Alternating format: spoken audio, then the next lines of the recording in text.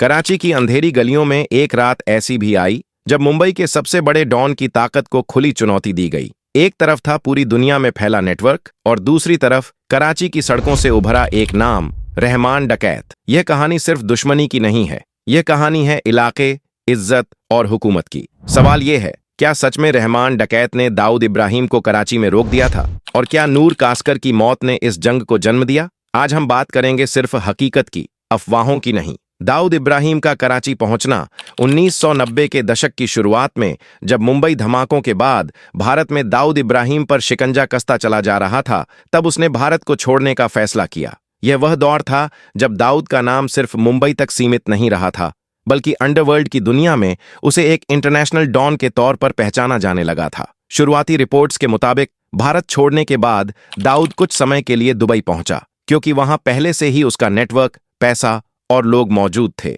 लेकिन दुबई में बढ़ते अंतर्राष्ट्रीय दबाव और खुफिया एजेंसियों की निगरानी के चलते दाऊद को जल्द ही यह एहसास हो गया कि वहां लंबे समय तक टिकना आसान नहीं होगा। इसी दौरान उसने अपनी रणनीति बदली और अपना अगला ठिकाना बनाया पाकिस्तान का सबसे बड़ा और संवेदनशील शहर कराची। कराची उस समय सिर्फ एक शहर नहीं था, बल्कि अंडरवर्ल्ड, हथियारों की तस्करी, स्मगलिंग और लोकल गैंग्स का एक बड़ा मरकज बन चुका था। फर्क बस इतना था कि कराची के ज्यादातर गैंग्स लोकल लेवल पर काम करते थे, जबकि दाऊद का नेटवर्क पहले ही सरहदों से आगे निकल चुका था। कराची पहुंचने के बाद दाऊद ने सामने आकर नहीं, बल्कि पर्दे के पीछे रहकर अपना सिस्टम जमाना शुरू किया। यहीं से डी कंपनी के कई अहम फैसले लिए जाने लगे और इंटरनेशनल ऑपरेशंस को कराची से कंट्रोल किया जाने लगा। इस पूरे दौर में दाऊद का सबसे भरोसेमंद आदमी माना जाता था नूर कास्कर।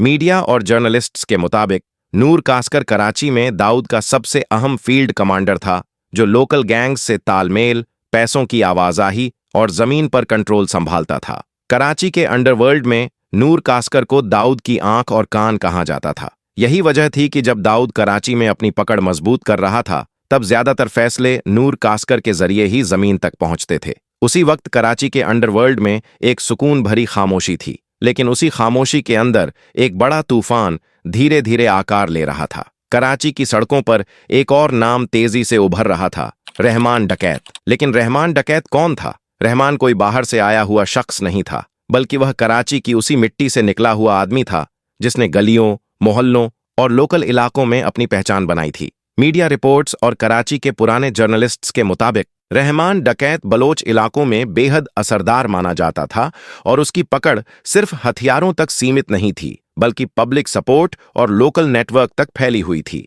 रहमान डकैत की सबसे बड़ी ताकत उसका लोकल कनेक्शन था। वह कराची की जमीन, उसके रास्तों और उसकी सियासत को अच्छे से समझता था। जहां दाऊद का नेटवर्क पैसे और इंटरनेशनल कनेक्शंस पर खड़ा था, वहीं रहमान का असर डर, वफादारी और जमीन से जुड़े रिश्तों पर टिका हुआ था। कई रिपोर्ट्स में यह भी बताया गया है कि कराची की कुछ लोकल पॉलिटिकल ताकतें रहमान को नजरअंदाज नहीं कर सकती थीं, क्योंकि उसका असर सीधे सड़कों और पब्लिक तक पहुंचता था। यही वजह थी कि रहमान डकैत को सिर्फ एक गैंग लीडर नहीं, बल्कि कराची के अंडरवर्ल्ड का एक पावर सेंटर माना जाने लगा था। असल फर्क यही था, दाऊद इब्राहिम इंटरनेशनल था मगर दूर से कंट्रोल करता था, जबकि रहमान डकैत लोकल था मगर बेहद मजबूत और जमीन से जुड़ा हुआ। दाऊद का डर नाम से फैलता था और रहमान का असर मौजूदगी से। कराची के अंडरवर्ल्ड में यह टकराव खुलकर सामने भले ही उस वक्त न आया हो, लेकिन अंदर ही अंदर यह साफ हो चुका था कि दो अलग अलग सोच, दो अलग अलग ताकतें एक ही शहर में अपनी जगह बना चुकी हैं।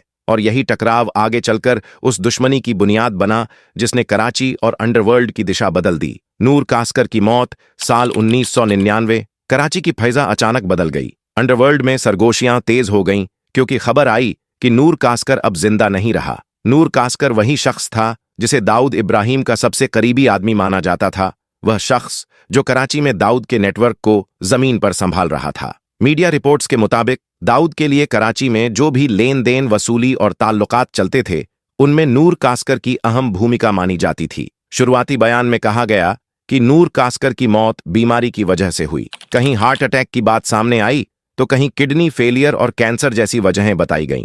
लेकिन अंडरवर्ल्ड को कवर करने वाले सीनियर पत्रकारों और कराची के लोकल सूत्रों को यह कहानी शुरू से ही अधूरी लगी। उनका कहना था कि नूर कास्कर जैसे ताकतवर आदमी की अचानक चुपचाप मौत, और वह भी बिना किसी साफ जानकारी के, कई सवाल खड़े करती है। इन्हीं सवालों के बीच कुछ रिपोर्ट्स सामने आईं जिनमें दावा किया गया कि नूर कास्कर को बीमारी से नहीं बल्कि साजिश के तहत किडनैप किया गया था। कहा गया कि उसे कुछ दिनों तक हिरासत में रखा गया, उस पर सख्त टॉर्चर किया गया और फिर उसे कत्ल कर दिया गया। इन रिपोर्ट्स में यह भी कहा गया कि उसकी लाश कराची में इस तरह फेंकी गई कि वह सिर्फ एक मौत नहीं बल्कि एक खुला पैगाम बन जाए। लाश जिस हालत और जिस जगह मिली, उसने अंडरवर्ल्ड के हर बड़े नाम को सतर्क कर दिया। यह तरीका कराची के लोकल गैंग कल्चर में एक सिग्नेचर की तरह देखा जाता था। नूर कास्कर की शहादत ने कराची के अंडरवर्ल्ड में साफ कर दिया कि अब हालात पहले जैसे नहीं रहेंगे। दाऊद इब्राहिम पीछे हट गया और रहमान डकैत की ताकत बढ़ी।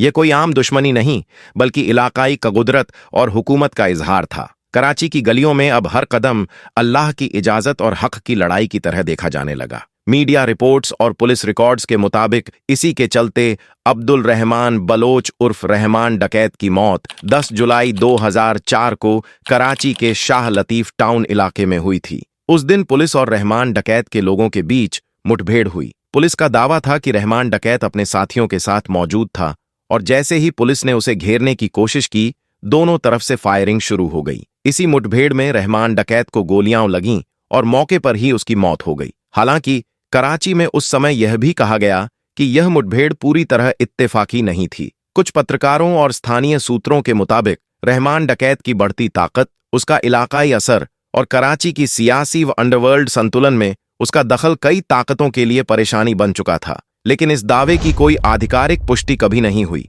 दाऊद इब्राहिम की मौत की कोई आधिकारिक या पुख्ता पुष्टि आज तक नहीं हुई है। समय समय पर उसकी मौत की अफवाहें सोशल मीडिया और कुछ अनौपचारिक स्रोतों में आती रही हैं। भारत सरकार और अंतर्राष्ट्रीय एजेंसियों के मुताबिक दाऊद इब्राहिम जिंदा माना जाता है और लंबे समय से फरार अपराधी की सूची में शामिल है। अगर आपको यह वीडियो पसंद आया हो तो लाइक करें, शेयर करें और सब्सक्राइब करें ताकि और भी इल्म और रोशनी आप तक पहुंचती रहे। खुदा हाफिज।